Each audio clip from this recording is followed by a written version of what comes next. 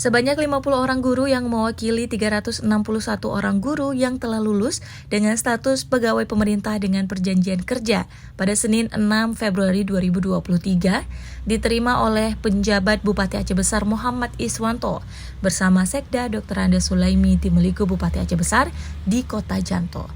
Dengan perasaan tulus kami katakan jika Pemkab Aceh Besar menyadari sepenuhnya keinginan masyarakatnya, namun semua itu juga dikaitkan dengan kondisi real yang ada, termasuk dengan regulasi itu sendiri, kata Muhammad Iswanto.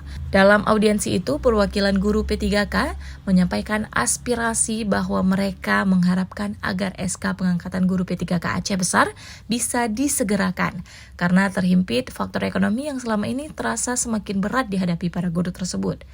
Dalam kesempatan tersebut, PJ Bupati Muhammad Iswanto menyatakan pihaknya terus berkoordinasi dengan instansi terkait sehingga dapat mempercepat proses dan realisasi pemberian SK bagi guru P3K tersebut. Menurut PJ Bupati, Pemkab Aceh Besar sudah 9 kali melakukan pertemuan dengan audiensi dengan perwakilan PGRI dan guru P3K.